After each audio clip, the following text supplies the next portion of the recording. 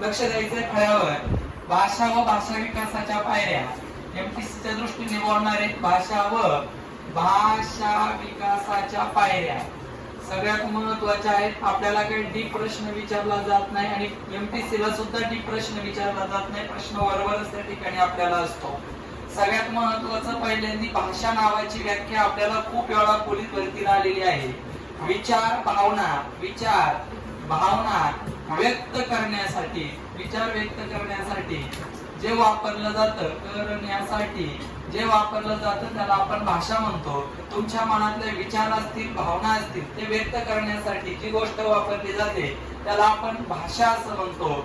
संस्कृत भाष या धातूपासून तयार झालेला प्रति मराठी शब्द म्हणजे त्या ठिकाणी भाषा आहे. लक्षात ठेवा. भाषेचे प्रकार नगरला आपल्याला 2018 विचारले होते. भाषेचे प्रकार त्या ठिकाणी दोनच आहे. भाषेचे प्रकार दोन आहे. एक आहे तुमची त्या ठिकाणी नैसर्गिक भाषा आणि दुसरी आहे नैसर्गिक भाषेलाच आपण प्राकृतिक भाषा असं म्हणतो. जी हावभावांनी व्यक्त होते, हातवाऱ्यांनी व्यक्त होते त्याला आपण नैसर्गिक भाषा असं म्हणतो किंवा प्राकृतिक भाषा म्हणतो. आणि दुसरी भाषा आहे जिला आपण त्या ठिकाणी कृत्रिम भाषा म्हणतो. हावभाव ज्यावेळेस लेखनातून व्यक्त होतात, हावभाव ज्यावेळेस लेखनातून व्यक्त होतात त्या भाषेला आपण कृत्रिम भाषा या नावाने त्या ठिकाणी ओळखतो. विचार व्यक्त करण्याच्या साधनाला भाषा असं म्हणतात. भाष या संस्कृत धातूपासून तयार झालेला प्रतिशब्द म्हणजे भाषा. भाषाचे प्रकार एकूण किती? दोन. नैसर्गिक भाषा त्यालाच आपण प्राकृतिक भाषा म्हणतो. दुसरी आहे कृत्रिम भाषा.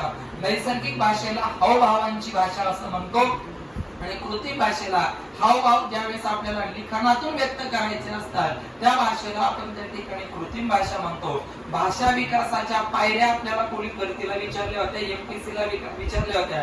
विकासाच्या पायऱ्या, भाषा विकासाच्या पायऱ्या एकूण 5च आहे. 1 नंबरची भाषा विकासाची पायरी जर पाहिली तर ती सगळ्यात महत्त्वाच्या टप्प्यावर आहे श्रवण म्हणजे ऐकणे. 2 नंबर संभाषण, श्रवण संभाषण. त्यानंतर भाषण, त्यानंतर लेखन, श्रवण भाषण वाचन आणि त्या ठिकाणी लेखन, वाचन आणि त्या ठिकाणी लेखन. या एकूण भाषा विकासाच्या पायऱ्या 5 आहेत. परत एकदा नीट ऐका. श्रवण, त्याच्यानंतर संभाषण, भाषण, वाचन आणि लेखन.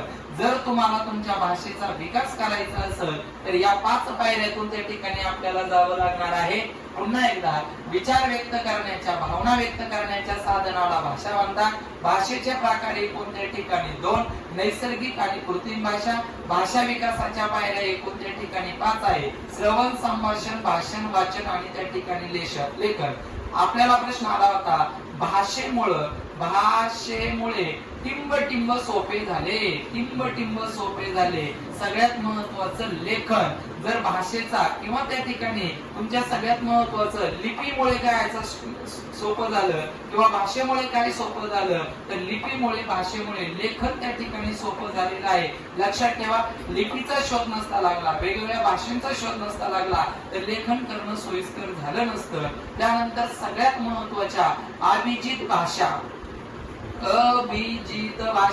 ज्यांना 400-500 वर्षाचा इतिहास लाभलेला आहे त्यांना आपण अभिजित भाषा म्हणतो. आणि हा एक तर पॉइंट आपल्याला माहितच आहे.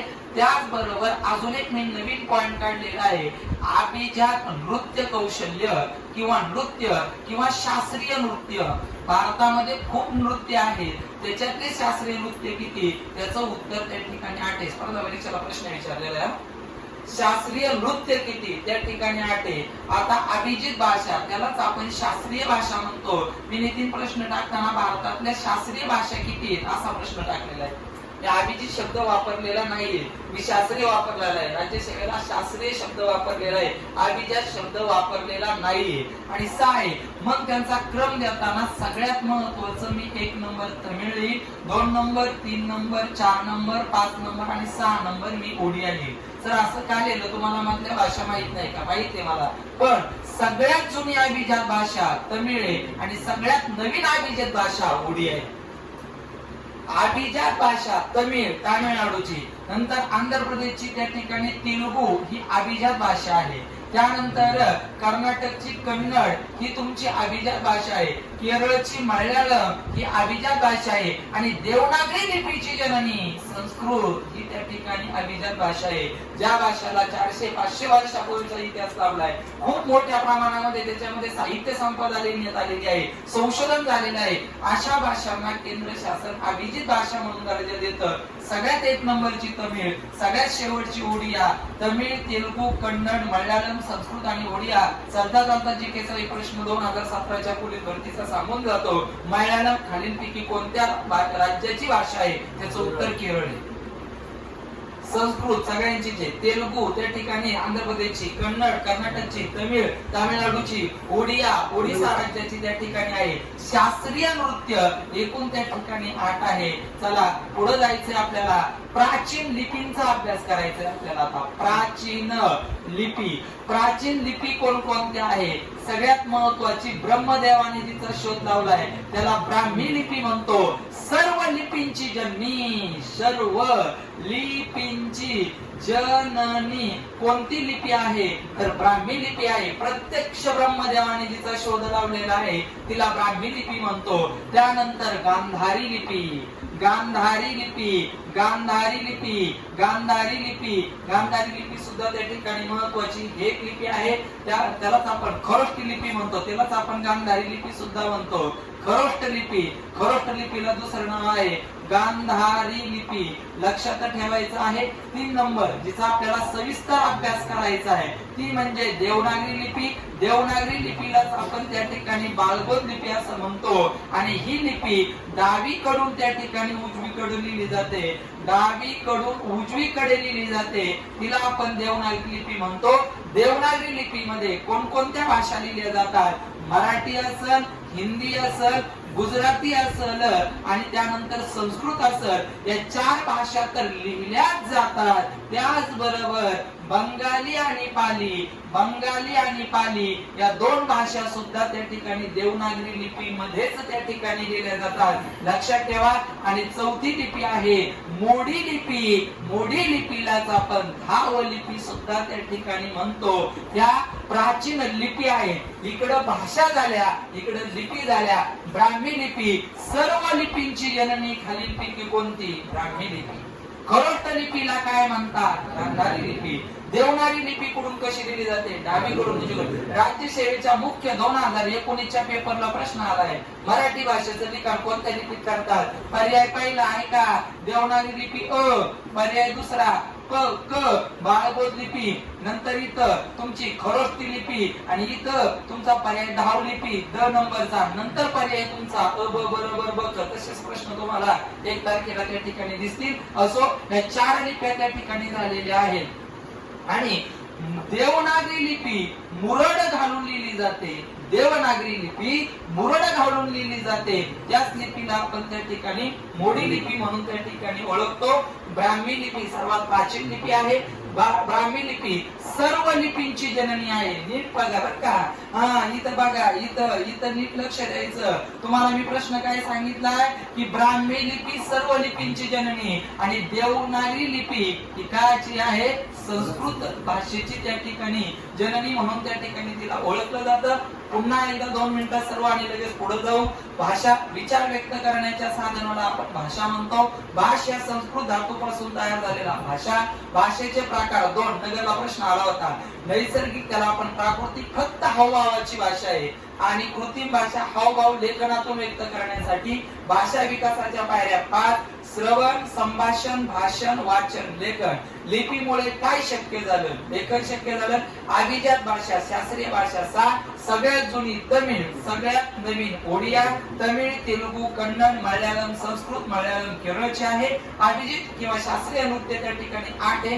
या 6 पर्यायापैकी जर पाहिलं तर मराठी भाषे ही नाहीये अभिजात भाषा. म्हणून मराठी भाषेला अभिजात भाषेचा दर्जा मिळण्यासाठी प्राध्यापक रंगनाथ पठारे नावाची समिती 2012 त्या ठिकाणी स्थापन झालेली आहे आणि त्यांचं काम त्या ठिकाणी चाललेलं आहे. त्यानंतर प्राचीन लिपी, ब्राह्मी लिपी, खरोष्ट लिपी, देवनागरी लिपी आणि मोडी लिपी तुम्हाला 1 तारखेला 100% गायकवाड जोड्या लावायला दिसणार म्हणजे दिसणार. ब्राह्मी लिपी, खरोष्ट लिपी, देवनागरी लिपी, मोडी लिपी आणि मी इकडे टाकणार सर्व लिपींची जननी, गांधारी लिपी, दहाव लिपी किंवा त्याला तुम्हाला डावीकडून उजवीकडे लिहिली जाते त्याचं वैशिष्ट्य त्याच्या समोर लिहून टाकायचं. ब्राह्मी लिपी सर्व लिपींची जननी, खरोष्ट लिपी गांधारी लिपी तिला म्हणतो, देवनागरी लिपी बाळबोध लिपी म्हणतो. संस्कृत भाषेतून ते निर्माण झालेली आहे.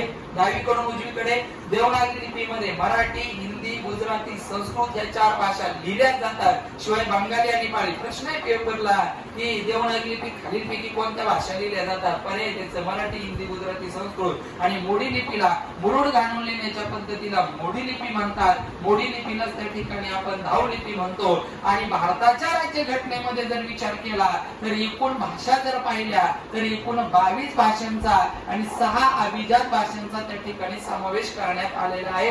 कोणकोणते प्रश्न आले आहेत? भाषेचे प्रकार आलेले, भाषेचे त्या ठिकाणी व्याख्या आलेली आहे, त्याच्यानंतर भाषा विकासाच्या पायऱ्या विचारल्या. अभिजित भाषा तर दरवर्षी पेपरला प्रश्न असतो आणि देवनागरी लिपी तर प्रत्येक पेपरला प्रश्न आहे. मराठी भाषेचं लिखाण कोणत्या लिपीत करतात? पुढून पुढं लिहिली. ओके, चला पुढे जायचं आपल्याला. सगळ्यात महत्वाचं जे आपण भाषा पाहिलेल्या आहेत, आता आपल्याला वर्ण, अक्षर, ध्वनिचिन्हे व त्याच्यानंतर शब्द आणि त्यानंतर त्या ठिकाणी वाक्य यांच्या व्याख्या आपल्याला पाहिजे आहेत, ज्या दरवर्षी आपल्याला वेगवेगळ्या पेपरला त्या ठिकाणी विचारल्या जातात.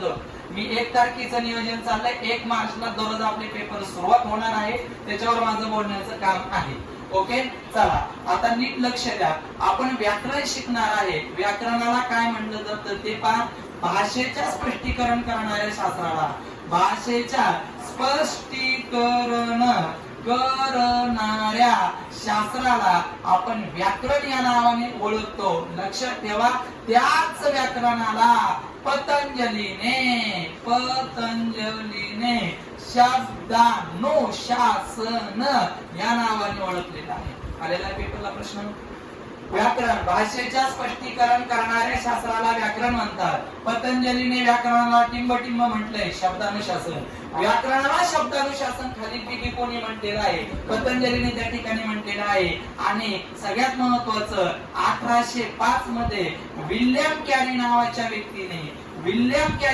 व्यक्तीने the grammar of Marathi language, the grammar of Marathi language नावाचं त्या ठिकाणी पुस्तक लिहिले, जे पोलीस भरतीला 2018 ला आलं होतं. The grammar of Marathi language हे इंग्रजी भाषेतलं पहिलं पुस्तक कोणी लिहिलं? विल्यम कॅरीने लिहिलं. तदनंतर 31 वर्षांनी म्हणजे 1836 मध्ये दादोबा पांडुरंग तळखरकर, लय महत्वाचा व्यक्ती आहे, दादोबा पांडुरंग तळखरकर या व्यक्तीने सगळ्यात महत्वाचं महाराष्ट्र मराठी व्याकरण नावाचं त्या ठिकाणी पुस्तक लिहिलं. म्हणून दादोबा पांडुरंग तळखर यांना मराठी भाषेचे पाणिनी म्हणतात. बघा सगळे पेपर उचका, तुम्हाला किती वेळा पेपरला प्रश्न येतो दिसेल. मराठी भाषेचे पाणिनी दादोबा पांडुरंग तळखरकर, महाराष्ट्र मराठी व्याकरण हे नावाचं पुस्तक त्यांनी दादोबा पांडुरंग तळखरकरांनी लिहिलं, म्हणून त्यांना मराठी भाषेचे पाणिनी म्हणतात. मराठी भाषेचे शिवाजी, मराठी भाषेचे शिवाजी विष्णू शास्त्री चिपळूणकर, मराठी भाषेचे शिवाजी विष्णू शास्त्री चिपळूणकर. आणि त्याच्यापेक्षाही महत्वाचं मराठी भाषेचे जॉन्सन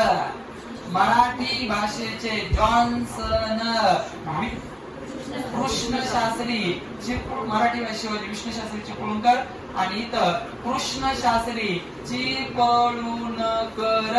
त्याच्यापेक्षाही महत्वाचं मराठी भाषेचे आद्य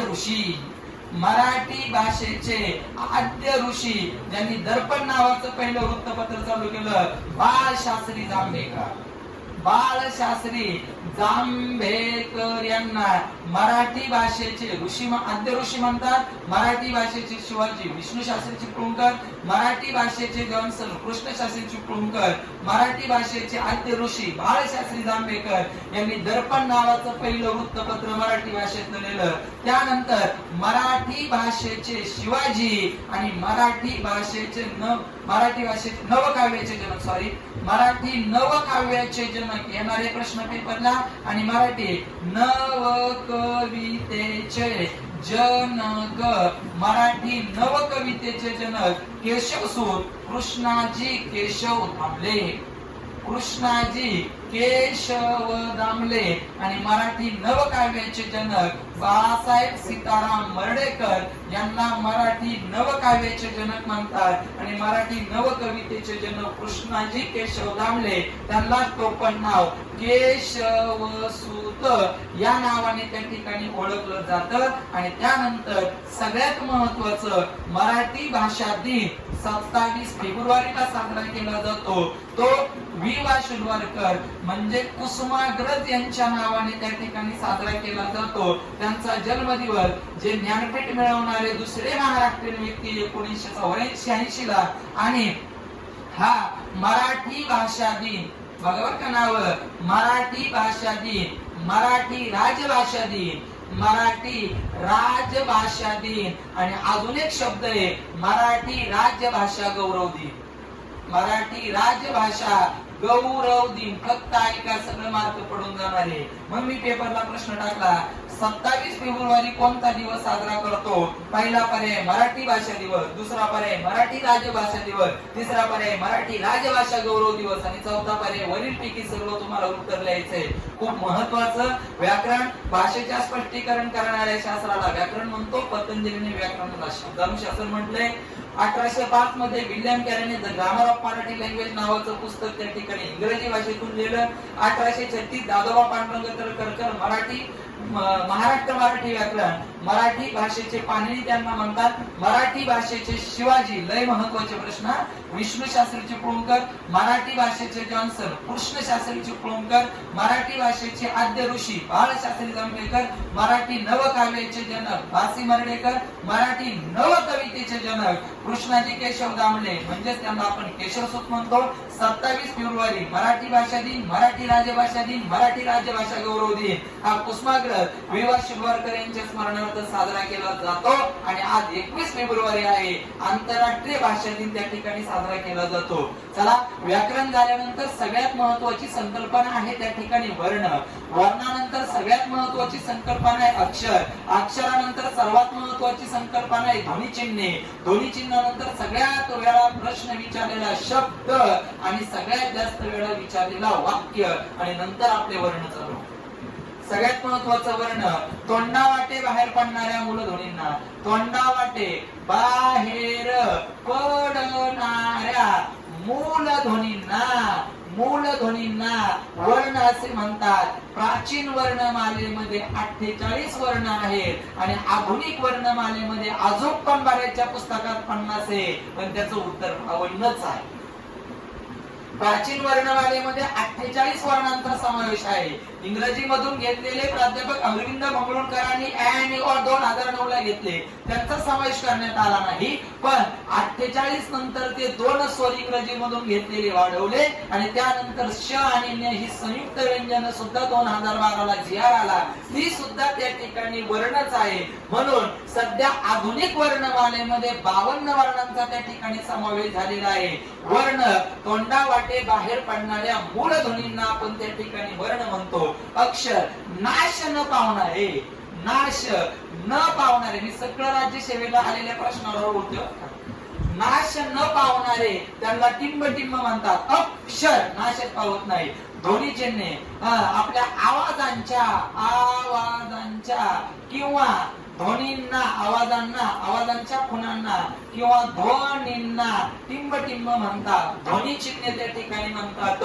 शब्द ठराविक क्रमाने, याच्यावर मला बोलायचंय. ठराविक, लय जण चुकलेले 2021 ला. ठराविक क्रमाने आलेल्या अक्षरांच्या अक्षरांच्या अर्थपूर्ण शब्द समूहाला, अर्थपूर्ण अक्षर समूहाला शब्द असे म्हणतात. नीट ऐका. शब्दाची व्याख्या 2 पेपर मिळून एका पेपरला असते. 2 पेपर मिळून एका पेपरला शब्दाची व्याख्या असते. ठराविक क्रमाने आलेल्या अक्षरांच्या अर्थपूर्ण अक्षर समूहाला शब्द म्हणतात. मी याला मदन नावाचे 3 अक्षर लिहिलेले अर्थपूर्ण शब्द तयार झाला. एका नाराचं नाव झालं मदन. मी लिहिलं सुमन. 3 अक्षर एकत्र आली, तयार झाला अर्थपूर्ण शब्द सुमन. ठराविक क्रमाने आलेल्या अक्षरांच्या अर्थपूर्ण अक्षर समूहाला त्या ठिकाणी शब्द म्हणतात. आणि वाक्य म्हणजेच काय तर अर्थपूर्ण बोलणे म्हणजे त्या ठिकाणी वाक्य होय. मी जेवढा आतापर्यंत बोललोय त्याच्यावर 2 प्रश्न हमखास. नवीन काहीच वाचायचं नाही. पुन्हा एकदा सांगतो, भाषा विचार किंवा भावना व्यक्त करण्याच्या साधनाला आपण भाषा म्हणतो. भाषा संस्कृत शब्दापासून तयार झालेला प्रति मराठी शब्द नरवडे भाषा. 3 नंबर, भाषाचे एकूण प्रकार किती? 2. कृत्रिम भाषा आणि 1 नैसर्गिक भाषा. भाषा विकासाच्या पायऱ्या किती? एकूण 5. तुमची सगळ्यात महत्वाचं प्राचीन लिपी 1 नंबरची ब्राह्मी लिपी आहे. 2 नंबरची त्या ठिकाणी खरोष्ट लिपी, त्याला गांधारी लिपी म्हणतो. 3 नंबर देवनागरी लिपी, त्याला आपण बाळगोट लिपी म्हणतो. देवनागरी लिपी मराठी भाषेचं ठिकाण देवनागरी लिपीमध्ये केलं जातं, जी डावीकडून उजवीकडे लिहिली जाते. आणि 4 नंबरची मोडी लिपी, त्याला प्रेम आपण धावलिपी या शब्दाने त्या ठिकाणी ओळखतो. आणि देवनागरी लिपीचं वैशिष्ट्य काय आहे तर देवनागरी लिपीला स्वतंत्र ध्वनी चिन्हासाठी स्वतंत्र ध्वनीसाठी स्वतंत्र चिन्हे, स्वतंत्र ध्वनीसाठी स्वतंत्र चिन्हे आहेत. म्हणून देवनागरी लिपी ही सर्वश्रेष्ठ लिपी म्हणून त्या ठिकाणी ओळखली जाते. देवनागरी लिपीचा उगम हा संस्कृत भाषेतून त्या ठिकाणी मराठी भाषेचा त्या ठिकाणी उगम झालाय, म्हणजे देवनागरी लिपीचा झालाय. आणि त्यानंतर लईच महत्वाचं आहे व्याकरण. भाषेच्या स्पष्टीकरण करणाऱ्या शास्त्राला व्याकरण. पतंजलीने शब्दानुशासन म्हटले. 1805 William carry the grammar of Marathi language याचं पहिलं पुस्तक. 1836 दादोबा पांडुरंग तर्खडकर महाराष्ट्र मराठी व्याकरण. मराठी भाषेचे पाणिनी कोण? दादोबा पांडुरंग तर्खडकर. मराठी भाषेचे शिवाजी कोण? विष्णू शास्त्री चिपळूणकर. मराठी भाषेचे जॉन्सन कृष्णशास्त्री चिपळूणकर. मराठी भाषेचे आद्य ऋषी बाळशास्त्री जांभेकर. मराठी नवकाव्याचे जनक वासी मर्ढेकर. मराठी नवकवितेचे जनक केशवसूत कृष्णाजी केशव दामले. आणि 27 फेब्रुवारी हा कुसुमाग्रज यांच्या स्मरणार्थ मराठी भाषा दिवस, मराठी राजभाषा दिवस, मराठी राजभाषा गौरव दिवस साजरा केला जातो. कुसुमाग्रज म्हणजे विभा शिंबाळकर. वर्ण तोंडावाटे बाहेर पडणाऱ्या मूळ ध्वनींना वर्ण म्हणतात. प्राचीन वर्णमालेमध्ये 48 वर्ण, आधुनिक वर्णमालेमध्ये 52 वर्ण. अक्षर नाश न पावणाऱ्या ध्वनी चिन्हांना आपण अक्षर म्हणतो. ध्वनी चिन्ह आवाजाच्या किंवा ध्वनींच्या खुणांना आपण ध्वनी चिन्ह म्हणतो. आणि शब्द ठराविक क्रमाने आलेल्या अक्षरांच्या अर्थपूर्ण अक्षर समूहाला आपण त्या ठिकाणी आपण शब्द म्हणतो. आणि वाक्य अर्थपूर्ण बोलणे म्हणजे त्या ठिकाणी वाक्य आहे. त्याआधी सगळ्यात महत्वाचं मराठी भाषेतलं पहिलं वृत्तपत्र दर्पण 6 जानेवारी 1832 ला बाळशास्त्री जांभेकरांनी सुरू केले. म्हणून बाळशास्त्री जांभेकरांना दर्पणकार या नावाने ओळखलं जातं. त्यानंतर मराठी भाषेतलं पहिलं दैनिक ज्याला आपण ज्ञानप्रकाश या नावाने ओळखतो. दररोज ज्ञान घ्यायचे ज्ञानप्रकाश पहिलं दैनिक आहे. मराठी भाषेतलं दर आठवड्याला प्रसिद्ध होणारं साप्ताहिक आहे दिग्दर्शकचे संपादक सुद्धा बाळशास्त्री जांभेकरच आहे. मराठी भाषेतलं पहिलं नाटक तृतीय रत्न आहे. महात्मा फुल्यांनी लिहिलेलं तृतीय रत्न नावाचं नाटक हे मराठी भाषेतलं पहिलं नाटक आहे. मराठी भाषेतली पहिली सामाजिक कादंबरी यमुना पर्यटन आहे.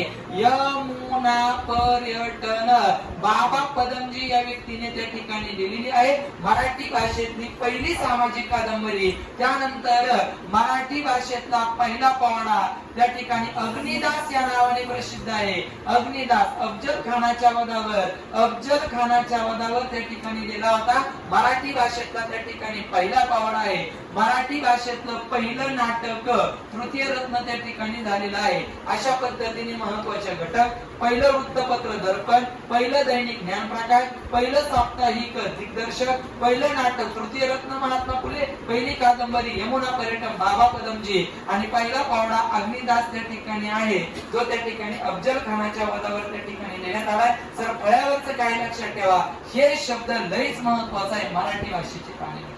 त्याच्यापेक्षा हे 3 पैकी एक विचारलं जातं, त्याच्यापेक्षा पहिला सगळ्यात जास्त वेळा आलाय. हा प्रत्येक पेपरला प्रश्न असतो आणि 2021 ला प्रत्येक पेपरला शब्दाची व्याख्या आणि वर्णाची व्याख्या विचारली होती. आणि फक्त पोलीस भरतीला एकमेव वेळा व्याकरणाची व्याख्या आहे. भाषेच्या स्पष्टीकरण करणाऱ्या शास्त्राला टिंब म्हणतात व्याकरण, आणि पतंजलीने व्याकरणाला काय म्हटलंय? शब्दानुशासन. क्रमपार, अरे वर्ण, अक्षर, ध्वनिचिन्हे, शब्द आणि वाक्य. वर्ण तोंडावाटे बाहेर पडणारे मूलध्वनी वर्ण, कधीही नाश न पावणारे अक्षर, आवाजांच्या किंवा ध्वनींच्या चिन्हांना ध्वनिचिन्हे, शब्द ठराविक क्रमाने आलेल्या अक्षरांच्या समूहाला, अर्थपूर्ण समूहाला शब्द, आणि अर्थपूर्ण बोलणे म्हणजे त्या ठिकाणी काय बरं? वाक्य आहे. लक्षात ठेवा. आणि याच्यानंतर आपल्याला सविस्तर देवनागरी लिपीचा अभ्यास करायचा आहे, म्हणजेच त्या ठिकाणी आपल्याला वर्णमालेचा अभ्यास करायचा. ओके.